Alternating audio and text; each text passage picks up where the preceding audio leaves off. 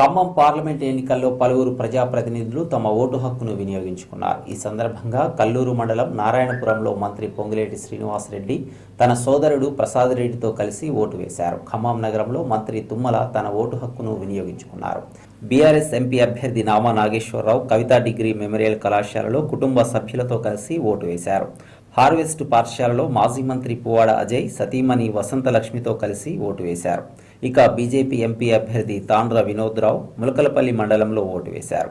కాంగ్రెస్ అభ్యర్థికి ఖమ్మంలో ఓటు లేకపోవడంతో ఆయన తన ఓటు హక్కును వినియోగించుకోలేకపోయారు. వైరాలో ఎమ్మెల్యే రామదాస్ నాయక్, సత్తుపల్లిలో ఎమ్మెల్యే మట్టా రాగమయ్యి దంపతులు ఓటు వేశారు. సార్వత్రిక ఎన్నికల్లో భారత ప్రజలతో పాటు ముఖ్యంగా తెలంగాణ రాష్ట్రంలో మొన్న మీరు అభిమానించి ఆశీర్వదించినటువంటి కాంగ్రెస్ ప్రభుత్వం రేవంత్ రెడ్డి గారి నాయకత్వంలో సమర్థవంతంగా శక్తివంతంగా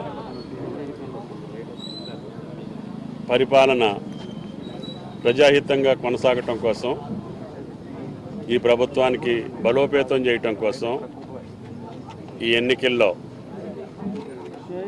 మీరు ఎన్నుకున్నటువంటి ప్రభుత్వం, మీరు కోరుకున్నటువంటి ప్రభుత్వం పటిష్టంగా 10 కాలాల పాటు ఈ రాష్ట్రంలో ప్రజాహితం కోసం, ప్రజా సంక్షేమం కోసం, ఈ రాష్ట్ర అభివృద్ధి కోసం, ముఖ్యంగా భారతదేశంలోనే తెలంగాణ రాష్ట్రం నెంబర్ 1గా ఉంచడం కోసం మేము చేసే ప్రయత్నాన్ని ప్రోత్సహించమని, ఆశీర్వదించమని చెప్పి తెలంగాణ ప్రజలను కోరుతున్నాం.